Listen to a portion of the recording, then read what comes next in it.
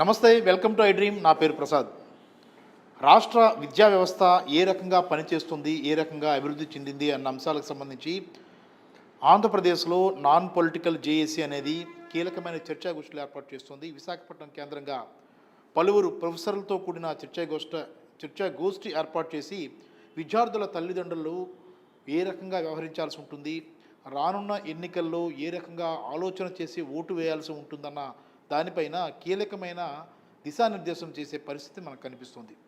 మనతో non political JAC chairman Hanumanthu Lajpat గారు ఉన్నారు. సార్ నమస్తే. సార్ నమస్కారం. సార్, నాన్ పొలిటికల్ జేఏసీ అనేది ముఖ్యంగా విశాఖపట్నం కేంద్రంగా రాజధాని ఏర్పాటు చేయాలి, ఈ ప్రాంత అభివృద్ధి జరుగుతుందన్న భావన విమర్శగాన్ని చేస్తే అవును, అది మంచిదే అంటాను. ఎందుకంటే వాస్తవాలు ప్రతి తల్లి తండ్రి ప్రతి స్టేక్ హోల్డర్ అంటాం.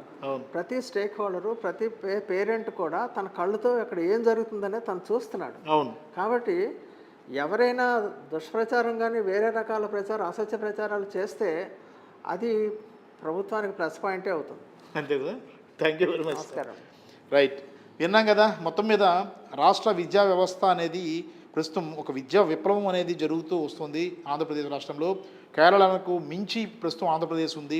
ఇలాంటి పరిస్థితుల్లో జగన్మోహన్ రెడ్డి తీసుకుంటున్న విద్యా సంస్కరణలు అనేవి కీలక దశకు చేరుకున్నాయి. అవి ఫలితాలను ఇప్పుడిప్పుడే మొదలుపెట్టాయి. విద్యారంగానికి పెట్టే ప్రతి ఖర్చు కూడా వెనువెంటనే దాని ఫలితాలు ఇవ్వదు.